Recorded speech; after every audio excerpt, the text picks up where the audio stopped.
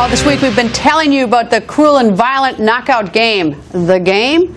Well, young teens try to knock out a random victim with one brutal punch, sometimes even killing them. Phoebe Connolly was biking in Washington, D.C. recently when she was hit with a single punch. Luckily, she survived. Phoebe Connolly joins us. Nice to see you, Phoebe. So tell me, Phoebe, take me back. It was last Friday night. Tell me what happened. Friday night, I was biking home. It was just before 10 o'clock, and I was making my way up 11th Street in Columbia Heights. And while I was biking up the hill, there was a group of teenagers who were on bikes about 50 meters or so ahead of me. And they made it to the top of the hill, and at that point they stopped, and I continued biking my way up the hill. And when they stopped, about 5 of them pulled off to the side. I was biking in the bike lane, and they were to the right-hand side of the bike lane. And there were 2 kids who were more in the center of the road. And as I made my way up to the group of them, one of the boys who was in the group from the right-hand side biked across my path directly in front of me, and then turned his bike so that we would be passing each other as he was going down the hill. I said, "Excuse me," as I biked through the group, and when we passed each other, he reached out with his left hand and punched me in the face. I wasn't knocked off my bike. I continued biking as the group of teenagers just continued laughing, and I made my way home after that. Did the person who hit you say anything to you? He did say wa-pow as he punched me, but that was all that was said. Did you get a sense that the group that was laughing as you were getting hit, was he definitely part of this group? They seemed like a group of kids that were all together, yeah. And was this random in the sense that you hadn't earlier had any sort of confrontation, you hadn't run into them at all, this was just totally random as far as you know? I didn't know the kids, I'd never seen the kids. I don't live in Columbia Heights. I was in town for business, so it wasn't. When I come to Washington, D.C., I stay in Columbia Heights, but I biked up that hill before, but I'd never seen any of the kids before that I know of. After you were struck, did they try to flee, or did they just sort of hang out there and as you left? I didn't really pay attention to that. I just kept biking as I was. I didn't turn back. I didn't look. I didn't slow down. I didn't speed up. I just kind of continued on my course.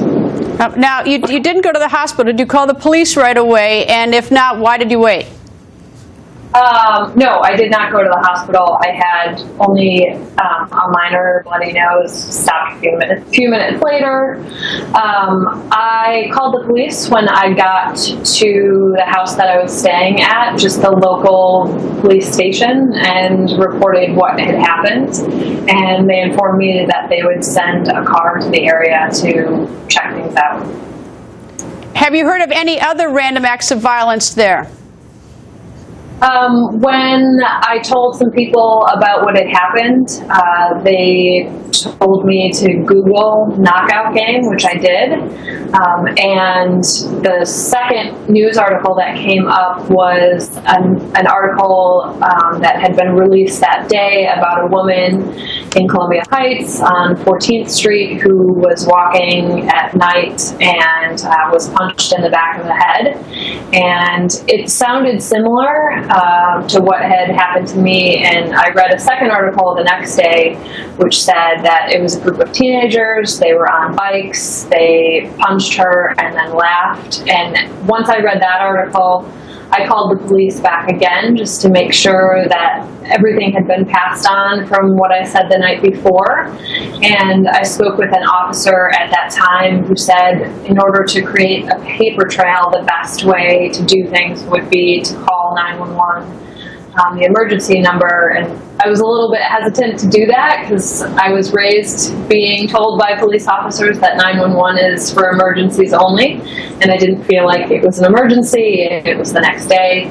So I spoke with that officer, and they did say, they told me to call 911, which I did, and they sent an officer to speak with me, and I reported the incident, and they also followed up with a detective. So, Phoebe, thank you, and the good news is you're okay, but thank you, Phoebe.